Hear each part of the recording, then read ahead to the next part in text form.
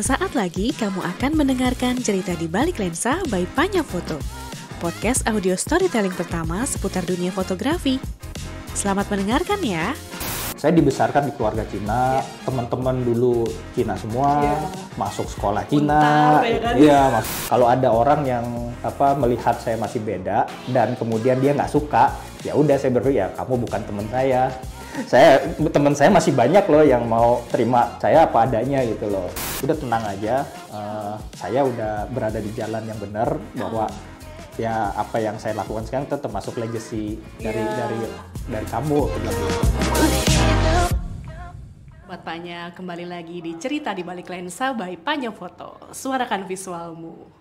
Kali ini Dian masih sendirian karena Nando masih sangat sibuk ya, selalu mundar-mandir keluar kota. Jadi hari ini aku kembali sendirian, tapi tenang, narsum kita tetap ada dan pastinya nanti akan banyak bercerita soal fotografi dan kehidupan dia dan karyanya yang tentu saja lebih menarik, bahkan yang menurutku lebih menarik daripada karyanya mungkin behind-nya daripada seorang si fotografer. Hari ini kita kedatangan fotojurnalis lagi dan dokumenter lagi. Kalau kemarin kita sudah kedatangan Mas Bea, sekarang kedatangan yang lebih muda. Tapi kurang lebih isunya sama lah, pendekatannya fotojurnalistik juga dan dokumenter. Hari ini kita kedatangan Kak Adrian Mulya. Halo Kak Adrian. Ya. Halo Dian. Resmi amat. Aduh maaf ya, ini Sobat Panya aku menodong Kak Adrian nih, baru datang langsung aku tembak aja, Kak mau podcast gak? Oh ternyata mau, oh baik sekali. Aman ya Kak, sehat ya? Oke, aman-aman aja. Mantap. Sih. Kan kita masih ketemu ya, artinya masih sehat. Iya sih, benar-benar amin. Semoga selanjutnya juga seperti itu ya.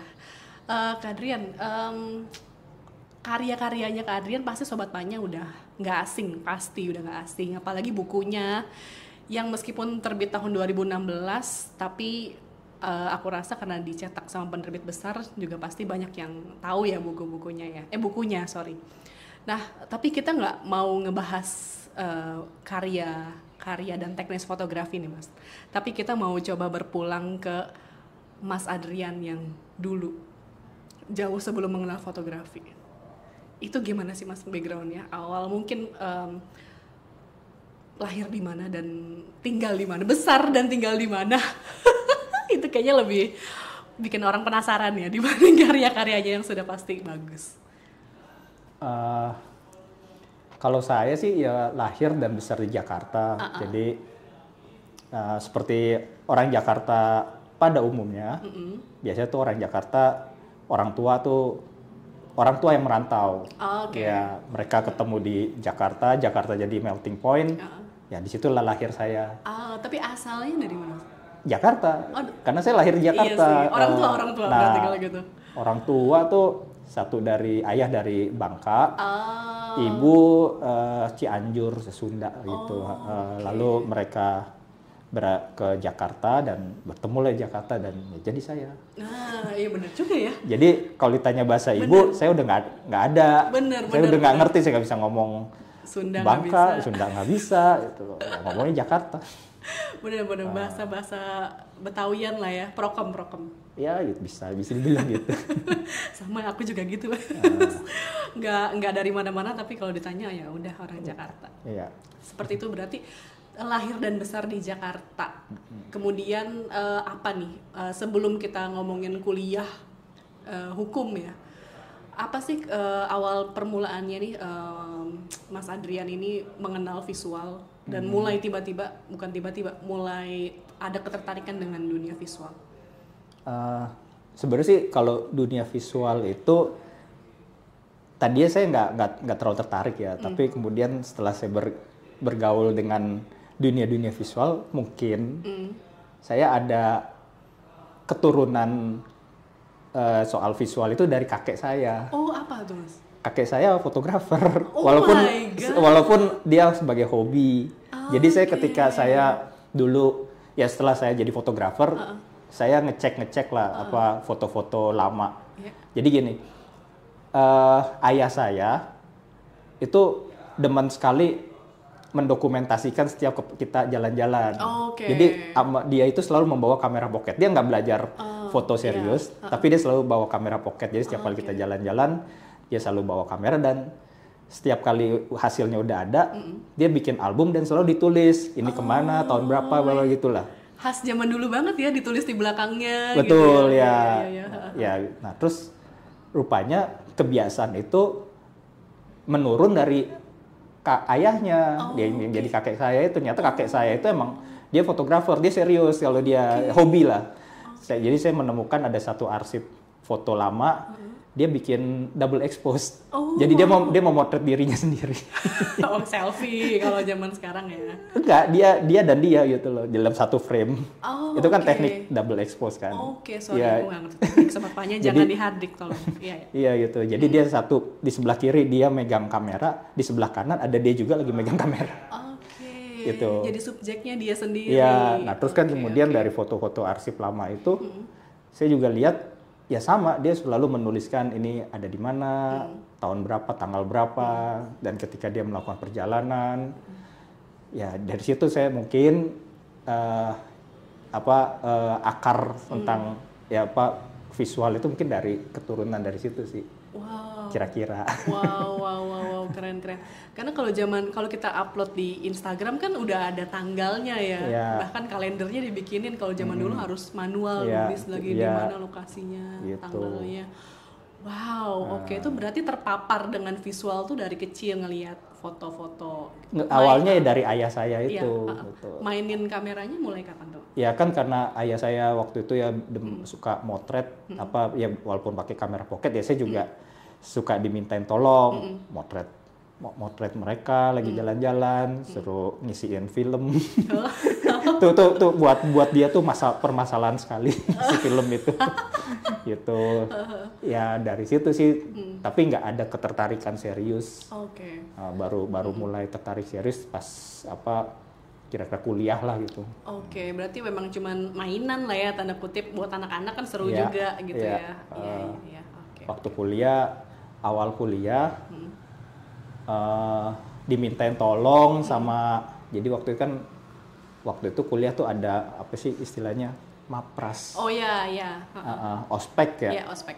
Nah, jadi sama teman saya minta tolong, waktu itu saya udah bukan semester 1 sih, udah di semester berapa gitu. Dia minta tolong saya nih, tolong fotoin nih acara mapras. Saya dikasih kamera otomatis gitu, Olympus. Ya udah saya foto aja. Gitu. Yang ternyata hasilnya jelek. Jelek menurut Mas Adrian, tapi teman-teman pasti nilainya bagus nih. Enggak sih, baiknya nggak fokus lah. Jadi sebelum kita ke kampus nih Mas, jadi dari si hobi-hobi tadi yang ngumpul sama keluarga, si kamera itu masih sering dipakai main nggak? Kayak buat motret Mas jalan-jalan sendiri tanpa keluarga, motret gitu, atau memang enggak, udah terputus aja, tiba-tiba langsung ke kuliah kenal kamera lagi? Iya, iya, kira-kira gitu. Pokoknya ya maksudnya kamera itu selalu dipakai kalau kita jalan-jalan keluarga lagi. Cuman kan dokumentasi. Iya, cuman kan pas biasanya anak-anak gitu kan kalau udah kuliah kan males jalan sama keluarga. Iya sih, benar. Jadi udah nggak berhubungan dengan kamera itu. Nah, baru ketemu kamera lagi setelah ya itu dimintain tolong buat dokumentasi acara ospek itu. Berarti Mas Adrian juga nggak ikut UKM gitu, UKM foto? Enggak. Atau memang belum ada ya, jangan-jangan? Ada, tapi saya nggak ikut. Nggak ikut. Nah ini jurusannya hukum nih. Penasaran aku. Kenapa nih waktu itu nggak masuk jurusan hukum? Dari mainan-mainan visual tiba-tiba punya interest ke hukum? Enggak, sebenarnya kan ketika saya masuk kuliah hukum itu saya belum tertarik sama dunia fotografi. Ya alasan masuk hukum karena ini aja, keluarga. Ya pressure dari keluarga? Bukan, kan keluarga kan emang base-nya kan dia notaris ya. Gitu. Ya udah, jadi kalau waktu itu mikir gampang aja, udah lanjutin aja. Iya. Gampang lah kerja nanti. Iya, tinggal istilahnya kasih terserah terima tongkat. Tongkat estafet keluarga notaris ya, akan segera gitu. Menurun ya kan. Tapi ternyata tidak. Oke, itu di ini ya Mas ya. Kampus Tarumanegara ya? Iya, Universitas Tarumanegara, Nah, Grogol. di Tarumanegara itu tahun 98 nih, aku penasaran. Kan juga dekat sama Trisakti kan? Pasti chaosnya kurang lebih sama. Di zaman itu apa nih yang Mas saksikan dan rasakan? Apakah juga menggunakan kamera untuk mengabadikan momen? Ketika 98 saya juga masih belum motret ya. Waktu itu ya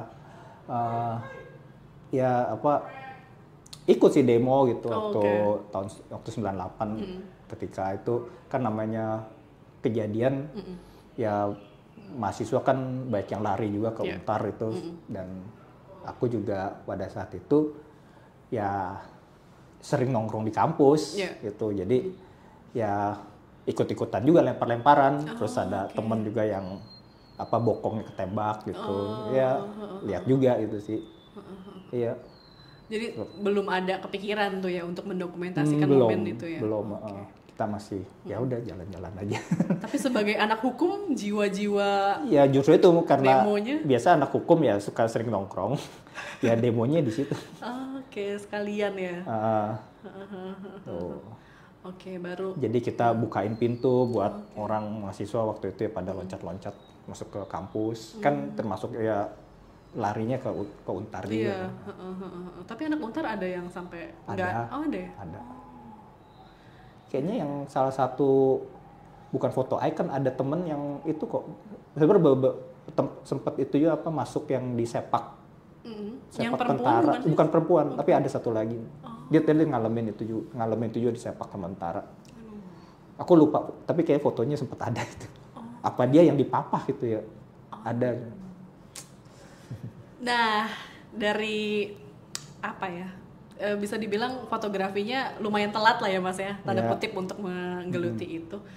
Nah, apakah si momentum 98 ini yang membuat Mas Adrian tuh punya kegelisahan gitu soal hukum, soal HAM dan lain-lain sampai mendorong akhirnya membuat karya-karya jurnalistik yang punya keberpihakan sama masyarakat?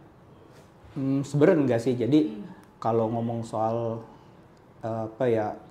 soal human right, waktu itu saya setelah pasca 98 itu saya ada bergabung dengan kayak lembaga organisasi kemanusiaan lah gitu. Nah di situ sempat bergabung yang bersahabat dengan beberapa teman dari situ. Di situ jadi mulai berkenalan dengan yang namanya foto jurnalistik. Di situ saya berkenalan dengan beberapa fotografer asing kan tahun 98 itu kan periode 98 2000 itu banyak dari mana-mana kan dan beberapa dari mereka itu banyak nyari fixer ke organisasi ini. Ini organisasinya berinisial K bukan sih? Iya. Sobat Panya juga sudah pasti tahu. Terus. Nah lalu ya di situ saya jadi tahu ya emang dari awal ketika zaman demo udah lihat gitu fotografer, dia kemana-mana gitu dengan kamera, jadi ada ketertarikan tersendiri lah gitu. Nah, lalu kan dari situ berkenalan juga dengan ya yang namanya soal kemanusiaan, soal korban. Nah lalu ya terus ya berlanjut aja gitu loh. Kan kemudian aku sempat terputus karena maksudnya kerja setelah selesai kuliah sempat kerja kira-kira 2 tahun tapi ternyata nggak betah. Itu sebagai apa? Sebagai tenaga lawyer. Iya lawyer di kayak di perusahaan gitu. Komersil ya, bukan pengacara publik ya. Iya. Bukan pengacara publik, tapi di perusahaan gitu. Kerjaan kita tiap hari ngurusin dokumen. Gimana supaya barang ini bisa masuk, kan ekspor impor. Oh iya benar. Profit tuh cuan tuh harusnya tuh. Ternyata kecuanan dan kemapanan itu tidak membuatmu nyaman. Iya, jadi waktu itu kerjaanku kalau nggak lagi kerja ya ngamat buka browsing ngeliatin berita soal demo, soal waktu itu ya deket era-eranya Gus Dur juga gitu loh. Ya itulah akhirnya nggak terlalu nggak betah. Nggak betah banget. Iya, akhirnya saya resign terus coba masuk ini sih waktu itu Lembaga Pers Dr. Sutomo. LPDS. Itu ya, masih ada nggak sih Mas? Sekarang udah nggak ada kayaknya. Nggak tahu ya. Nggak pernah denger lagi soalnya. Iya waktu itu masih gurunya masih Pak Atma, Pak Atma Kusuma. Ya terus di situ saya belajar soal jurnalistik, jurnalistik tulis, foto. Ya itu lalu kemudian saya ini kemudian ya masuk ke ini Antara. Iya. Udah terus ya terus. Tapi maksudnya apa ya? Maksudnya keluar karena nggak betah, karena memang Mas Adrian ini secara personal lebih ke seneng yang jalan-jalan, atau karena memang interest sama momentum politik yang lagi pecah, terus juga ngelihat kamera jadi ke-recall lagi masa kecilnya mainin kamera, atau gimana? Mungkin lebih yang ini ya mungkin karena saya suka di jalan gitu. Emang agak suka outdoor turun ke jalan. Jadi buat saya ya berada di satu ruangan lama-lama gitu nggak betah gitu. Akhirnya ya udah lebih memilih untuk mencoba sesuatu yang baru, pengalaman baru dengan tantangan-tantangan yang baru. Ya udah. Terus kan mungkin buat saya ya di jurnalistik ya termasuk dokumenter itu kan saya suka ketemu orang ya. Dari orang mana aja. Saya suka ngobrol, ketemu orang ya mungkin di situ membuat ketertarikan saya gitu loh. Paket lengkap tuh ya, jalan-jalannya ngobrol sama orang mainin kamera juga Iya, kita ngobrol sama orang kita bisa tahu dia bisa cerita tentang kehidupannya gitu loh. Ini kurang lebih mirip-mirip aku kayak di Javu lagi ngobrol sama Mas Adit Unoptanium. Dia juga anak hukum soalnya. Nggak tahan di sebuah firma hukum, akhirnya dia jualan buku foto. Kurang lebih seperti itu ya. Oke, nah kemudian keluarga gimana tuh Mas? Karena kan keluarga basicnya kuat nih, hukumnya, notarisnya. Pro kontranya gimana nih? Ya kalau kontra semua. Untungnya orang tua saya nggak mendorong saya untuk jadi ini jadi itu, gitu loh. Ya walaupun ada, tapi dari tante saya sih sampai sekarang dia selalu menanyakan. Gelar SH-nya nggak apa-apa. Iya betul gitu. Tapi kalau dari orang tua, ayah ibu enggak banyak tanya sih. Oke. Ya cuman waktu mendiang ayah waktu itu sebelum dia meninggal, ya saya cuma bilang udah karena saya juga nggak tahu apakah dia masih punya kekhawatiran dengan kehidupan saya yang di luar apa yang dia tahu gitu. Cuma saya bilang bahwa udah tenang aja, saya udah berada di jalan yang benar, bahwa ya apa yang saya lakukan sekarang termasuk legacy dari kamu, aku bilang gitu. Ya udah. Wow. Nah ini berkaitan juga dengan waktu itu aku kalau nggak salah, tapi aku belum tahu Mas Adrian ya, karena basicnya bukan fotografi. Tapi aku tuh nonton pameran yang Salihara. Itu salah satunya karya Mas ya, yang soal keluarga ya, yang memang mengait-ngaitkan iklim politik di luar dan relasinya dengan keluarga kita. Iya, jadi itu sebenarnya temanya tentang tentang apa yang terjadi di keputusan tingkat atas yaitu negara, terus gimana dampaknya terhadap kita sebagai lembaga entitas terkecil dari sebuah negara gitu loh ya. Ini keluarga gitu. Lebih ke situ sih. Jadi di situ saya cerita tentang apa yang dialami oleh kakek saya, orang tua saya, termasuk saya. Apa tuh yang dialami? Ya misalkan karena bersuku tertentu. Ya itu salah satunya. Lalu juga ada yang menarik fakta-fakta sejarah bahwa kayak misalkan kakek saya itu nyata di arsip foto kakek saya, dia banyak memotret jalan-jalan di Jakarta dan dia tamasya dengan oplet. Dan opletnya itu ada nama keluarganya dia gitu loh. Zaman dulu tuh gitu ya? Nah rupanya iya. Jadi kan buat saya pertanyaan nih, kok ada kenapa dia punya oplet gitu. Ternyata setelah saya searching sejarahnya, ternyata di tahun 45 sampai 50 Soekarno itu melihat tram itu peninggalan kolonial. Iya, betul. Jadi dia menghapus tram, lalu dia mungkin ya mengendorse pengusaha-pengusaha lokal untuk punya public transport tersendiri. Ya itulah makanya terus kenapa dia punya oplet. Oh, dan oplet itu ada tradisi nyantumin nama keluarga gitu. Ya iya. Lucu banget. Ya aku nggak tahu nama itu tradisi atau apa, tapi ada nama dia gitu di situ. Kalau nggak salah nenekku juga keturunan. Jadi dulu tuh nemuin satu kayak batako gitu. Terus ada namanya, nama marganya. Jadi katanya zaman dulu di rumah-rumah orang Tionghoa atau nggak ngerti non Tionghoa juga mungkin ya ada namanya gitu. Kayak di batu atau di diukir gitu. Oh ternyata mungkin kurang lebih agak-agak mirip tuh ya kayak gitu ya. Mungkin karena itu ada nama keluarga gabungan dari ya mereka dari kakek dan nenek saya. Itu dan selalu ada foto mereka dengan oplet itu. Iya menarik banget ya. Nah di situ jadi ya salah satunya gitu loh, ada keterkaitan antara kebijakan tingkat atas dampak ke bawahnya. Terus gimana waktu malari ya keluarga juga mengalami gitu. Terus lalu ada jadi karena ya selain malari, jadi misalkan hobi ayah saya tuh, saya pernah menemukan ayah saya misalkan berpose di sebuah mobil sport gitu loh. Ternyata ada hubungannya juga dengan, walaupun aku juga nggak tahu itu mobil sport siapa. Jadi rupanya mungkin kaitannya dengan si kakek saya yang punya oplet, lalu rupanya dia juga bisnis ini onderdil mobil. Jadi mungkin banyak berurusan dengan mobil, jadi dia juga kayaknya di keluarganya tiap 5 tahun 6 tahun ganti mobil gitu. Oke. Gitu sih.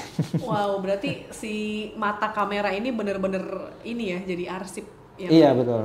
Sampai sekarang bisa. Mungkin itu beruntungnya saya, kakek saya dan akhir nurun ke ayah saya. Jadi soal arsip keluarga nih lumayan terawat dan banyak. Nah, kalau untuk ngomongin di zaman-zaman ini kan Mas Adrian kan juga bikin buku soal 65 ya, yang si pemenang kehidupan. Nah, kalau mau korelasiin sama diskriminasi yang terjadi atau yang dialamin sama keluarganya Mas Adrian gitu, ada nggak sih yang masih terekam atau diinformasikan dari atas ke bawah nih?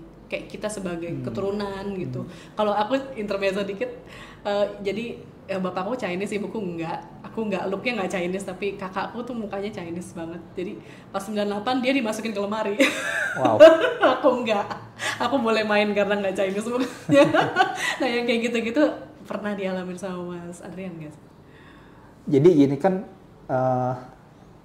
ya awalnya saya tuh ini banget ya kalau soal Chinese tuh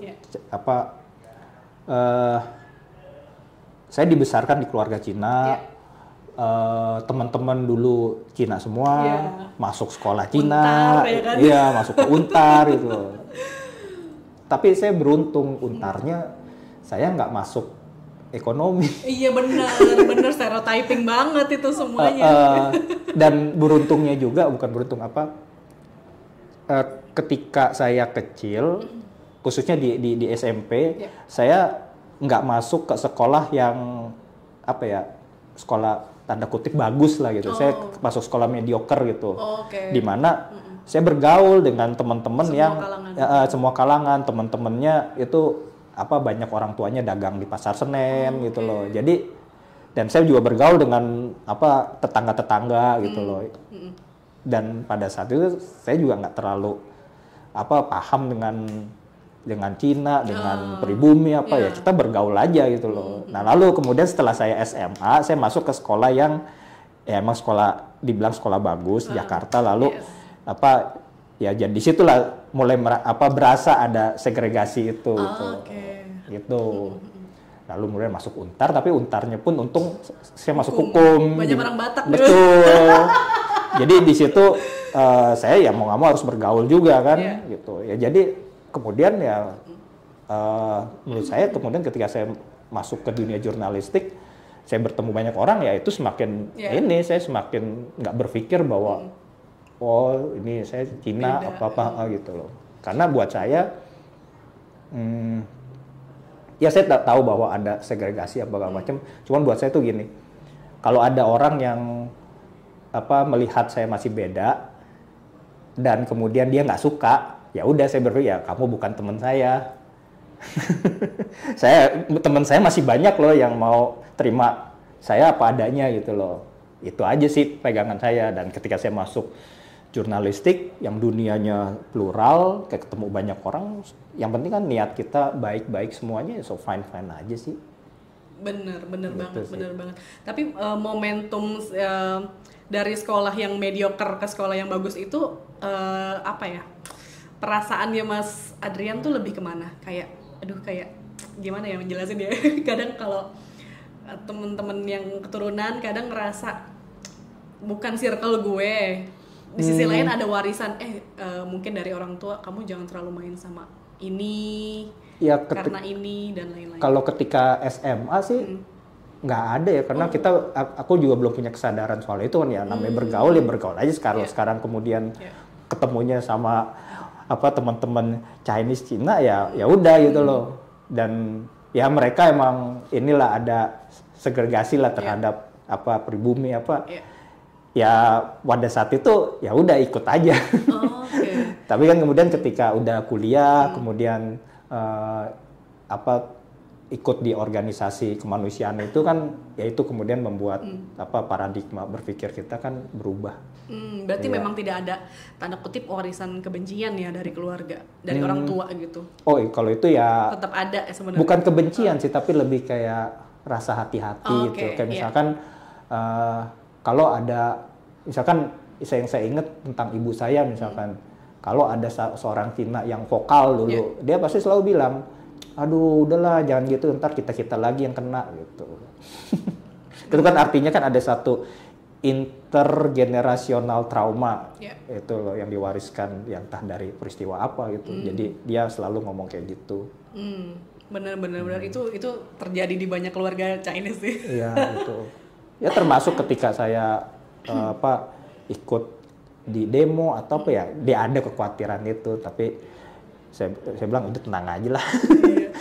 Aman lah ya. Tapi ya dengan masuk jurusan hukum juga sebenarnya orang tuh harusnya worry juga dari awal, tapi mereka yang mengendorse untuk masuk jurusan itu harusnya juga paham lah ya kurang lebihnya, cuman main aman aja dalam artian vokal-vokal amat. Iya.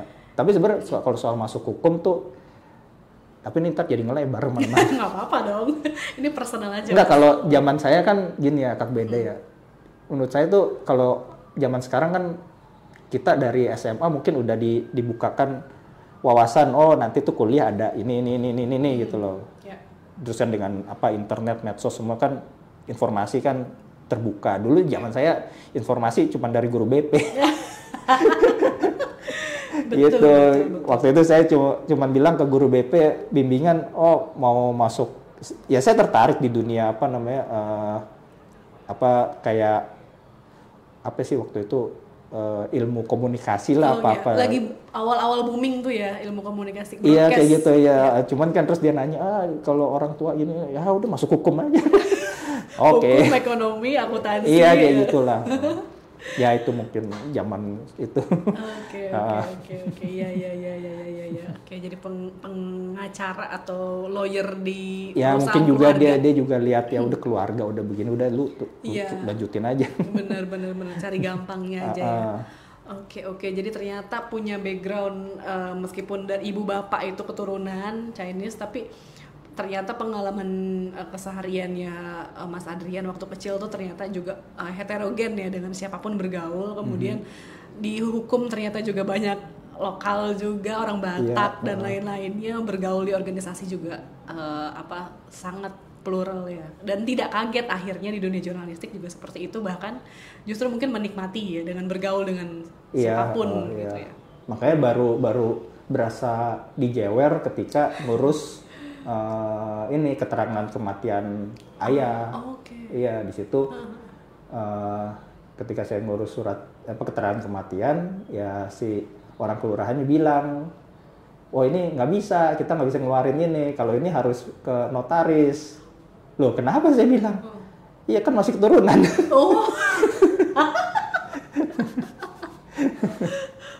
Oke, Ya itu makanya terus kemudian saya kayak seperti dijewer ya, ditendang pantatnya. Selama ini saya udah merasa nggak ada apa-apa, nggak ada masalah kok, Toto loh. Oh, ternyata tetap berbeda ya secara administratif ya. Itulah kemudian akhirnya jadi itu yang pameran di Salihara itu. Oke. Dan mungkin kayak hal-hal administratif warga peranakan yang agak berbeda dengan yang lainnya, mungkin yang itu juga kali yang diantisipasi sama keluarganya Mas Adrian. Jadi seenggaknya di keluarga kita ada yang jadi notaris lah. Kalau ada urusan kayak gini gampang gitu. Mungkin ya. Iya. Oke. Pamerannya ini ya, apa sih yang personal tuh political gitu ternyata ya. Iya. Iya ternyata. Gitu. Mirip-mirip sama ini ya teorinya Julia. Karena awal dari bikin itu emang ya based on kegusaran saya terhadap apa yang ketika pengalaman saya itu gitu loh. Kan ya waktu itu kan kita harus waktu di workshopnya itu kan kemudian saya harus menceritakan sesuatu yang berkaitan dengan apa kejadian dan cerita personal gitu. Nah di situ kemudian saya tuh pas saya buka-buka arsip keluarga, saya pertama menemukan foto ayah saya memakai, jadi dia dulu pernah masuk ini apa kayak sekolah pelayaran. Jadi pakai atribut pelayaran lah, ada topi kayak polisi gitulah. Lalu kemudian ketika saya melihat albumnya itu album foto yang dibuat oleh ayah saya sendiri, dan album foto itu ada lambang burung garudanya. Merah putih dan burung Garuda itu kan artinya kan dia yang nempelin. Iya. Kok gimana ceritanya orang masih meragukan dia sebagai warga negara Indonesia? Saya sedih ngelihat itu. Nah di situ kemudian yang ngedrive saya untuk membuat cerita dari arsip-arsip itu. Itu sih. Iya. Sedih ya. Sedih. Aku nggak ngerasain secara langsung, tapi kayak udah turunan kesekian juga ngerasa. Iya ya, gitu ya. Gitu loh. Kayak bahkan keluarga aku tuh masih ada yang Honghucu, bukan masih, kata masih kayaknya kurang tepat, Honghucu gitu. Dan mereka bilang kayak generasi Honghucu tuh ternyata kehilangan satu generasi karena 65 gitu. Iya. Jadi yang kepotong, jadi kayak misal kakekku Honghucu, bapakku terpaksa pindah untuk cari aman. Tapi si cucunya ini kayak mau ditarik sama neneknya untuk Honghucu, jadi kan satu generasi hilang. Iya karena kebijakan harus 5 agama. Betul. Itu kan ya. Betul. Jadi kayak pengalaman apa ya? Kalau balik lagi tadi merangkum ceritanya Mas Adrian, pengalaman personal, pengalaman keluarga gitu ya, kemudian dielaborasiin sama medium fotografi dan sifat dari atau karakter dari Mas Adrian sendiri yang memang seneng jalan-jalan dan bertemu banyak orang, jadinya dua hal itu collab lah tuh ya. Iya mungkin gini juga sih, kalau dulu pernah ngobrol karena sesama ya dalam tanda kutip aku mengalami inilah ya yang tadi kamu bilang diskriminasi itu. Jadi ketika saya mau bergaul dengan korban gitu, kita kayak punya satu frekuensi. Iya benar. Gitu loh. Dan jadi saya tuh kayak ketika bertemu ngobrol tuh kayak ya ada peneguhan, ada atau pengalaman baru gitu sih. Dan dari situ juga nggak sih Mas muncul keberpihakan? Iya betul, udah pasti. Dari situ ya. Iya. Benar. Oke, nah terus kemudian si galeri jurnalistik itu berapa lama di antara Mas? Ya kayak pada umumnya kan kalau dulu kan ikut kelas itu 6 bulan. Ketemu enggak ya? Mbak Ocha nggak ketemu ya? Beda generasi. Iya. 6 bulan setelah itu kemudian masuk media atau enggak, lalu kan saya freelance. Terus ketika freelance itu ya saya banyak motret komersil. Terus jadi gini sih, saya juga masuk ke organisasi kemanusiaan kayak misalkan Ikatan Keluarga Orang Hilang. Terus saya ketemu dengan beberapa kawan-kawan yang dulu sempat diculik gitu, saya dekat gitu. Terus juga kan saya main sering ngobrol juga dengan Bang Erik Prasetya. Dia yang mengenalkan saya dengan beberapa teman-teman dari penyintas itu orang hilang tuh. Ya di situ kemudian membuka saya untuk masuk ke dunia ya soal penyintas ini gitu loh. Dari situ saya juga berkenalan dengan isu 65, penyintas 65 ya dari IKOHI ini. Ya di situ. Okay. dan sambil saya bergaul, saya ini ya motret komersil itu freelance. Jadi banyak foto-foto saya tuh jadinya nggak berdasarkan tugas atau assignment gitu loh. Saya banyak motret aja gitu dari ya kalau penghasilannya dari situ subsidi silang gitu ya. Betul gitu. Komersil dan idealisnya tetap jalan. Iya. Di situ sih. Dan kapan mulai ngerasa gerah lagi nih setelah tadi gerah yang di kantor lawyer gitu, sekarang gerah lagi untuk terjun ke lapangan dan mulai motret yang urusannya dengan HAM dan lain-lain, meninggalkan yang komersil ini? Enggak, sebenarnya saya nggak ninggalin komersil, jadi itu berjalan terus aja. Karena misal bikin buku pemenang kehidupan, awalnya ya dari saya jalan aja sendiri gitu loh. Kan karena saya udah punya ini nih link lah, kenal dengan penyintas, apalagi dulu saya sering main ke panti keramat 5 Panti Waluyo Sejati itu isinya bukan. Jadi isinya di Pranti itu dulu para penyintas 65, ada bapak-bapak, ada ibu-ibu gitu loh. Nah, di situ saya awal berkenalan kan biasa gitu, nanti dari ngobrol-ngobrol bentar dia mention ada temennya ya terus lah gitu. Ya dari situ juga saya kemudian berkenalan dengan salah satu pengurus panti, Bu Uci Dialita gitu. Iya. Jadi benar-benar jalan kehidupan tuh dua-duanya di dua kaki itu ya? Iya betul. Jadi dari komersil ya, terus kalau ada waktu luang saya motretnya. Makanya kemudian sempat putus panjang ketika saya motret waktu itu karena tuntutan ya harus kredit rumah segala macam apartemen ya akhirnya masuk ke Kompas Gramedia motret buat majalah. Idea renovasi. Oh iya properti. Iya, desain interior lah. Itu full time. Itu masih beririsan dengan Mbak Oki nggak? Iya. Oh iya. Ternyata benar. Kalau dia di ini kan ya, banyak sih dia beberapa ya. Salah satunya tentang kamera ya, majalahnya. Iya. Iya. Cuma waktu itu fotografer banyak banget di Jalan Panjang di Kompas Gramedia, jadi kurang ini. Kita udah sibuk dengan kerja terus. Tapi kayak kenal doang gitu ya. Iya. Soalnya Mbak Oki cerita dia itu adalah angkatan pertama di Kompas yang di PHK. Kalau saya nggak di PHK, saya memilih keluar. Waduh. Tahun berapa tuh berarti keluar, Mas? Tahun berapa ya? 2000 berapa itu? Kayaknya 2010. 2010. Iya. Keluar lantas kemana? Ya freelance lagi. Freelance lagi. Iya, kalau kan dulu udah pernah freelance ya udah, kalau udah freelance lagi kenapa harus takut? Oke. Berani sekali.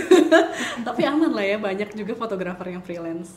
Ya kan saya diuntungkan dengan saya nggak punya keluarga. Iya, yang untuk hidup saya kan cuma buat saya sendiri. Ya udah jadinya tanggungannya kecil.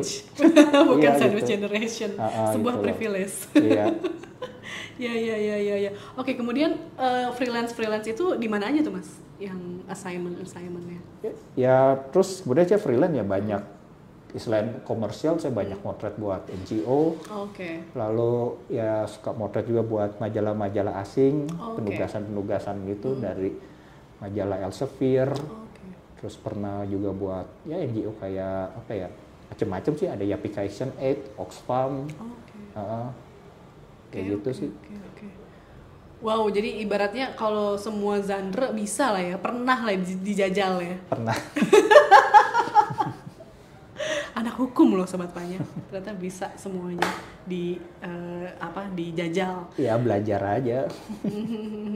Terus kemudian kalau aku nggak salah baca, mengajar juga ya Mas yang di Bukit Duri. Sanggar Bukit Duri? Oh, dulu pernah ngajar di Sanggar Ciliwung di Bukit Duri. Iya, tahun-tahun 2000-an. Gitu. 2000-an? 2000. Iya. Jadi berarti belum masuk galeri Antara bahkan? Belum. Iya. Berarti ilmu seadanya tuh. Oh, bukan waktu itu bukan ngajar foto. Ngajar komputer. Oh, malah komputer ya, buat anak-anak ya? Iya, lalu setelah Antara saya sempat ngajar, setelah Antara kan 2003 betul, ya gitu. Saya ini ngasih pelatihan foto di itu 2005 deh di Sanggar Anak Akar. Oh iya, tahu. Ya di situ udah ada ilmu foto. Saya ngebagiinnya di Sanggar Anak Akar. Apa yang mendorong Mas Adrian untuk gue pengen ngebagiin nih ilmu? Ya kan sebenarnya hubungan saya dengan Sanggar Anak Akar tuh bukan hubungan yang baru gitu loh. Udah lama kenal sama pengurusnya juga. Udah lama kan dulu berasal dari satu itu loh, satu gerakan kemanusiaan itu. Ya udah, kemudian ketemu ngobrolin dan saya pikir ya mungkin fotografi bisa jadi salah satu alat untuk menyuarakan suara anak-anak juga. Mereka bisa memotret apa kesehariannya gitu. Ya di situ sih. Masih berlanjut, Mas? Udah enggak. Kalau di Cilincing tuh ada kelas jurnalis cilik kayak gitu ya? Iya, kira-kira mungkin semacam itulah. Oke. Lalu ya udah saya ngasih pelatihan dan ya sempat pamerannya lumayan di Japan Foundation. Wih. Anak-anak itu. Memang selalu seksi sih isu anak-anak ya. Iya. Menarik banyak perhatian memang ya. Oke. Apa tuh pengalaman apa yang paling berkesan mungkin motret dengan mereka gitu? Gini sih. Apa yang didapat? Ada beberapa foto yang menurut saya tuh emang nggak bisa kalau itu difoto oleh orang dewasa. Emang anak-anak ini cerita tentang apa yang dia lihat dan kesehariannya dia gitu loh. Itu kalau orang dewasa saya bilang tuh nggak jadi. Jadi kayak misalkan ada satu anak dia motret temennya sendiri kan, temennya ini pengamen ya, pengamen di jalanan ya, dia dengan lebih ya dia mudah masuk ke dunia itu gitu loh. Di pinggir jalan, di persimpangan dia foto. Terus ada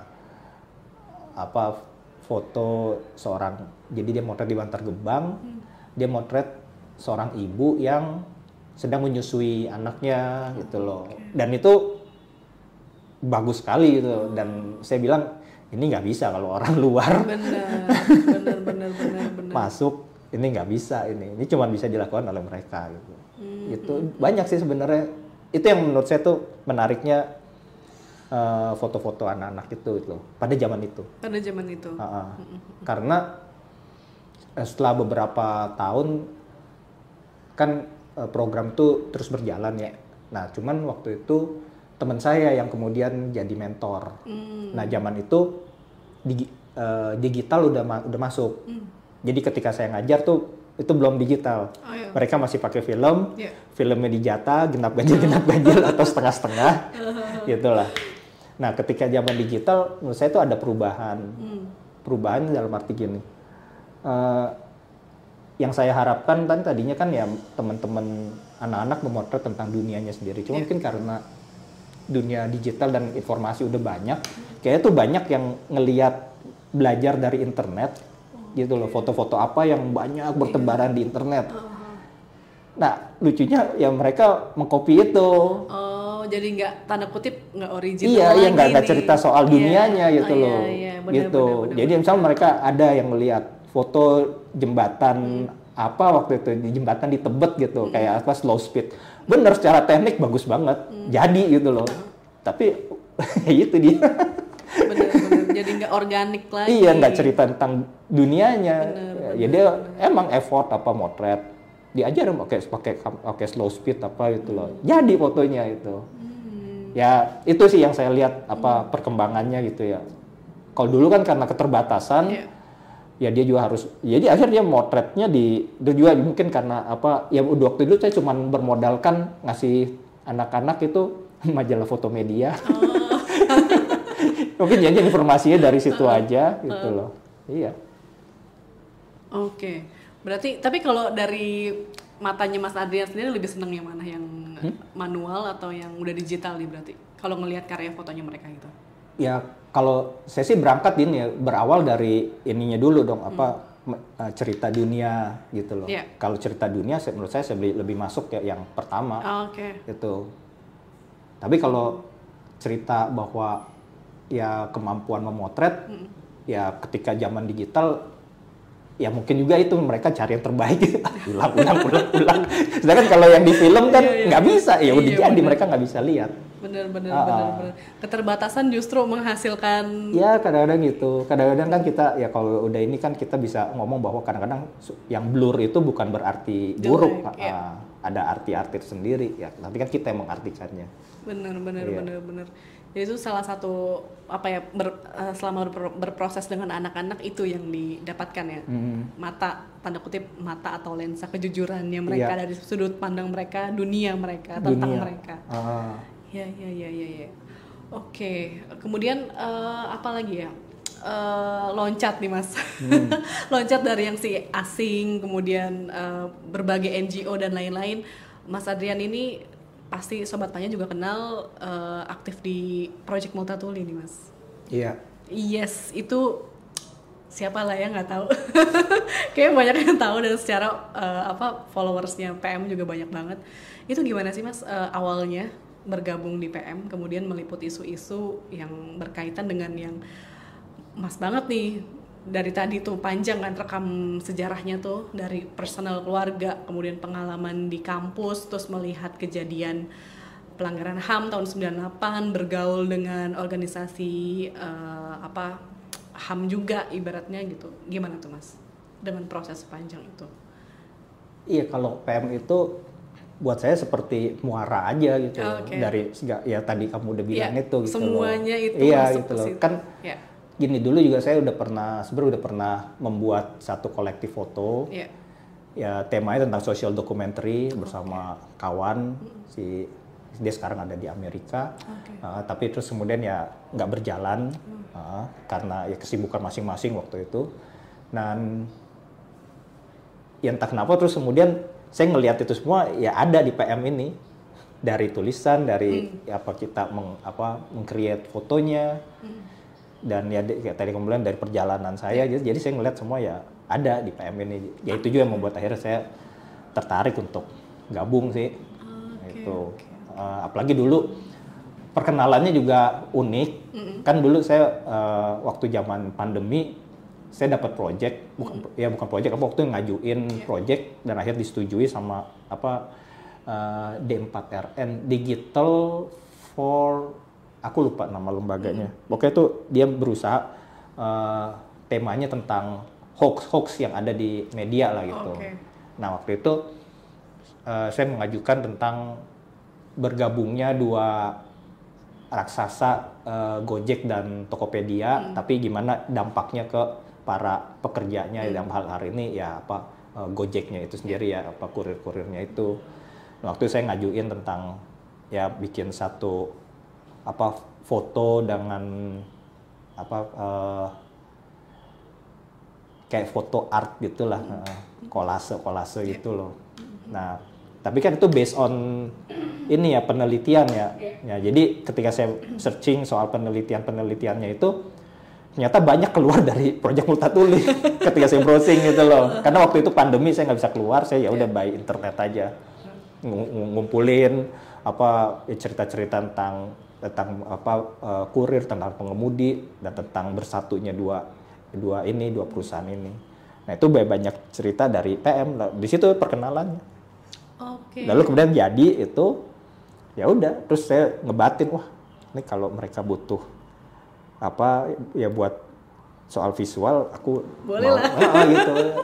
Suka dengan gayanya, suka dengan keberpihakannya gitu. Dan lalu ternyata Pimretnya ya kawan lama Mbak Evi ya. Fari Salam. Mas Tapi Fari. Evi juga sering ketemu sih. Iya. Kalau Evi direktur. Oh iya benar, mohon maaf Mbak Evi, mohon maaf. Aku satu serikat sindikasi. Oke. Kemudian setelah masuk PM, apa sih liputan yang paling berkesan buat Mas Adrian? Waktu bersama PM aku pernah ngeliput yang soal IKN, tapi yang agak lebih menurut saya itu menggugah ya liputan terakhir ya tentang stolen children itu. Oh, oke. Ya tentang anak-anak Timor Leste yang dibawa ke Indonesia dan lalu ya mereka kehilangan akar budayanya sebagai orang Timor Leste.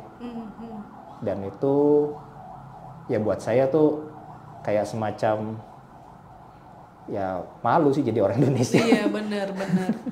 Kayak kita selama ini menghadrik kolonialisme. Iya ternyata kita orang kolonial juga. Betul. Iya gitu loh. Dan menurut saya ya mungkin saya jadi bisa punya paham mengapa kayak banyak generasi muda Jerman kan yang ini juga punya dosa masa lalu gitu loh. Nah, jangan-jangan kita sebagai orang Indonesia punya dosa masa lalu juga terhadap Timor Leste. Bener. Jadi kayak netizen tuh suka lupa ya. Maksudnya kalau ada bule atau apa suka bilang pulang ke negara lo, tapi ternyata kita juga melakukan hal yang sama. Jadi pada intinya tidak terkait dengan ras apapun. Semua sifat ketamakan tadi bisa di mana saja ya. Gitu sih. Iya. Kemudian itu benar-benar ke Papua ya, Mas? Kok Papua ke Timor Leste? Sorry, ke Timor Leste. maaf. Geografiku jelek nilainya. Iya, jadi ngikutin programnya Ajar waktu itu. Kan mereka punya program reunifikasi gitu. Dari hasil pencarian mereka anak-anak yang dulu dibawa ke Indonesia dan lalu mereka dipertemukan kembali dengan keluarganya di sana. Ya, saya ngikutin salah satu dari salah dua. Ya dari 16 orang ini gitu. Iya, gitu sih. Kalau Salatiga Jawa Tengah. Kebanyakan nggak cukup waktunya. Di Jawa Tengah juga masalah tinggal. Oh iya.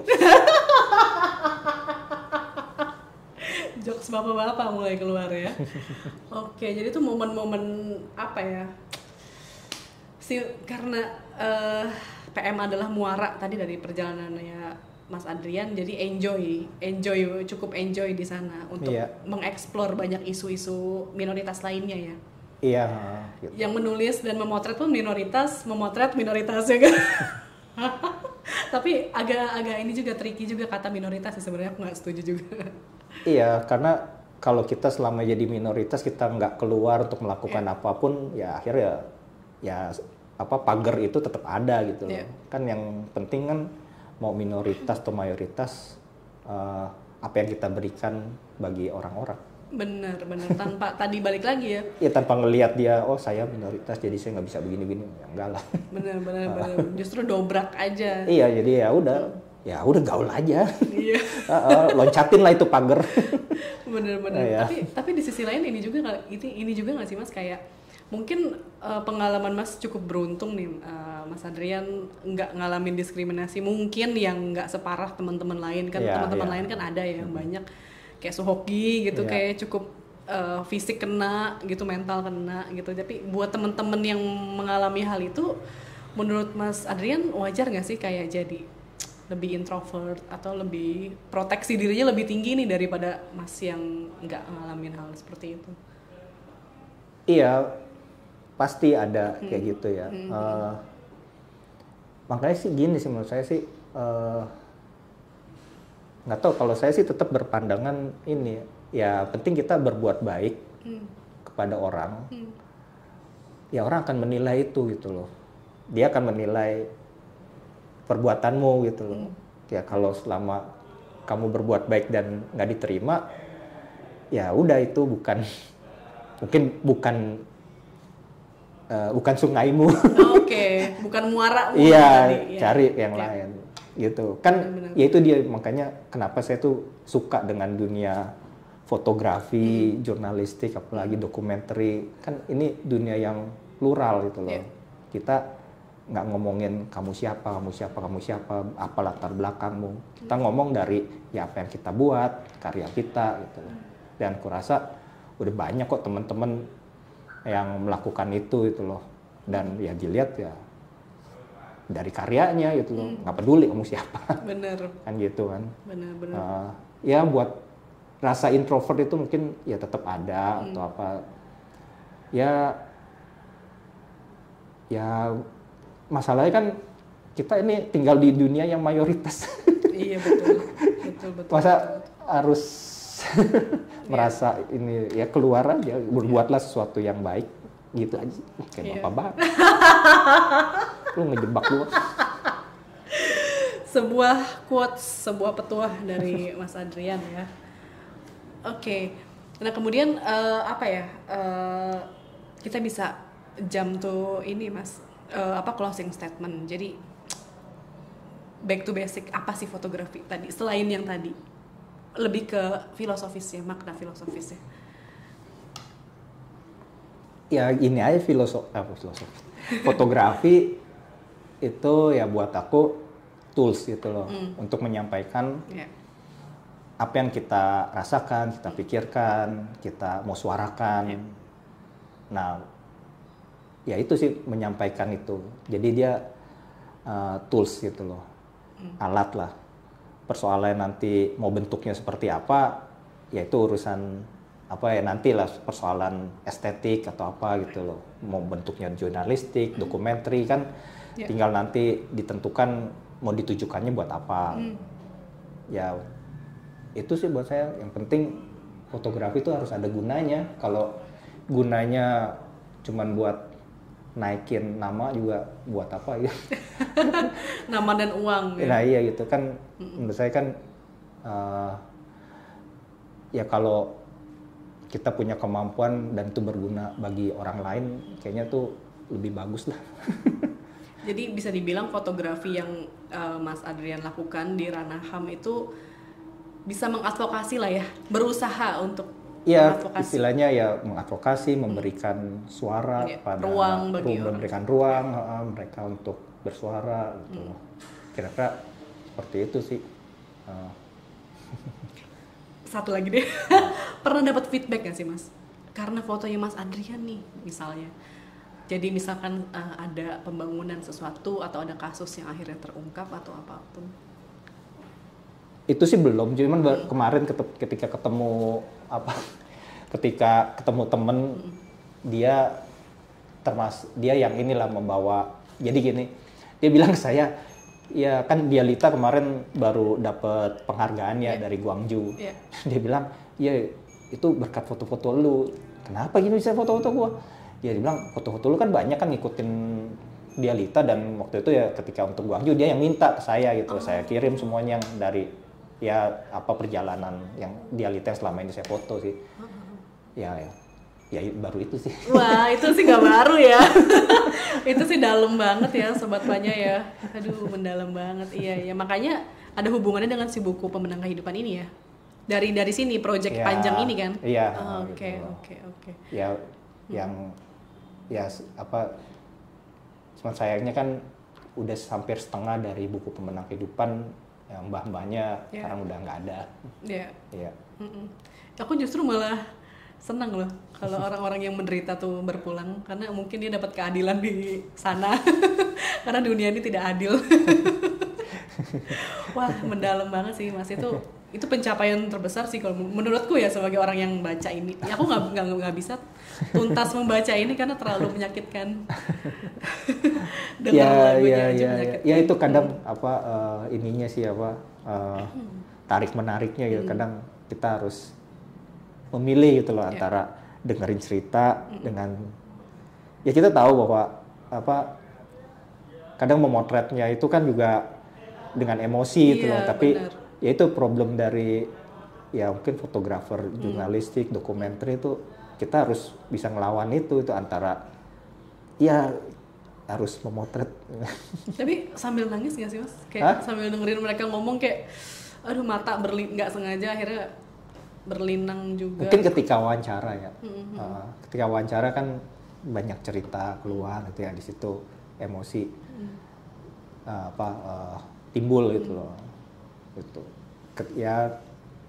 Dan ketika memotret kan ini juga kadang-kadang emosi itu, tapi ya kita inilah harus coba mengkontrol itu gitu loh. Iya. Sulit juga ya. Iya. Satu sisi menahan air mata, sisi lain mata ya harus tetap fokus motret. Ya. Gitu ya. Ya. Wow. Oh ya, untuk closing statement ini tadi karena terlalu seru nih Mas. Jadi kayak kenapa sih kita harus berpihak? Kenapa seorang fotografer tuh harus punya keberpihakan? Seberapa penting? Karena keberpihakan itu akan, menurutku ya, yang akan menjadi roh dari apa yang kita kerjakan, yang kita hasilkan. Kayak misalkan selalu, ya saya dulu pernah ikut workshop, saya lupa siapa. Dia selalu bertanya why you don't do this, kenapa kamu mengerjakan ini ya. Dan ya itu yang saya pegang, bahwa itu akan selalu jadi koridor, jadi pagar kita di dalam membuatnya, karena itu akan jadi secara nanti menurut saya ya jadi rohnya gitu loh. Gitu. Ya kadang-kadang ntar kalau kita ngelihat, oh iya. Karena ya itu yang menjadikan si foto ini menjadi hidup, jadi lebih bicara gitu. Plus punya dampak ya, gitu punya ya. Dampak. Punya dampak. Kalau dampak tuh ya semoga. Itu sudah terjadi sepertinya nih Mas Adrian selalu merendah.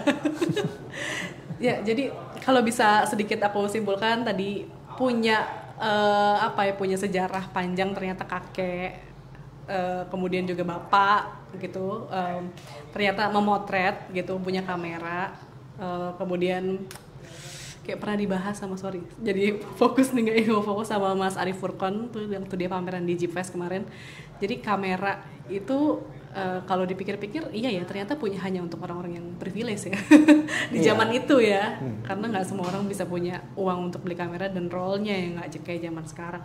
Kemudian juga tadi menyinggung buku foto, nah di pamerannya Mas Arif Furqon tuh juga bilang ternyata buku foto itu jadi bisa dokumentasi ini juga ya, yang personal is political tadi, yang kayak pas dibuka buku foto tuh ada ibu lagi gendong anak sama suaminya, jadi kayak ibuismenya zaman Soeharto gitu ya, perempuan harus di dapur, laki-laki bekerja dan lain-lainnya, itu ternyata bisa terekam sama si fotografi ya, relate dengan itu, zamannya bisa terdokumentasikan. Kemudian tadi dari memori orang tua, kakek, kemudian juga nggak betah di tapi untungnya lulus kan Mas? Lulus. Oh iya, SH aman. Ya kalau nggak lulus nggak direstuin. Oh iya benar. Jadi fotografer. Bener. Yang penting udah lulus. Kemudian tadi bosan di kantor yang justru komersil ya, beralih. Kemudian belajar fotografi sana sini. Kemudian juga sempat full time juga. Kemudian freelance lagi dan akhirnya bermuara di Project Multatuli yang merangkum perjalanan panjang tadi ya, soal kameranya, soal berpihakannya kepada minoritas, dan bisa mencurahkan juga suara dari minoritas sendiri, Mas sebagai minoritas sendiri gitu ya. Jadi paket lengkap lah ya. Paket lengkap dan kuat sih dari cerita di balik foto maupun karya fotonya Mas Adrian sendiri ya. Iya. Gokil. Aduh, maaf banget aku mungkin kurang nyambung kalau ngomongin foto ya Mas. Tapi ada yang pesan yang mau disampaikan nggak sih sama teman-teman Sobat Panya yang generasi muda yang pasti senang fotografi. Kalau denger Panya pasti denger senang fotografi dan visual storytelling. Kekuatan fotografi itu bisa apa? Kemudian juga tadi kaitannya dengan keberpihakan dan lain-lain. Apapun yang ingin Mas sampaikan boleh Mas. Enggak lah, udah nggak usah pesan-pesan. Makin kayak bapak-bapak ya. Iya. Padahal bukan bapak-bapak juga. Oh, kayaknya. Yang jok bapak-bapak malah dia. Salah 3. Oke, berarti itu aja nih. Yakin nggak ada lagi? Enggak. Apapun gitu? Enggak. Nggak ada. Oke, ya udah deh. Oke deh, thank you banget Mas Adrian sudah ngobrol-ngobrol. Nanti Sobat Panya dengerin di Spotify, Noise, sama YouTube-nya Panya Podcast. Terima kasih, dadah. Ya, terima kasih. Hai Sobat Panya, terima kasih sudah mendengarkan podcast Cerita di Balik Lensa by Panya Foto. Nantikan terus episode selanjutnya, mengudara setiap 2 kali dalam sebulan di aplikasi Noise.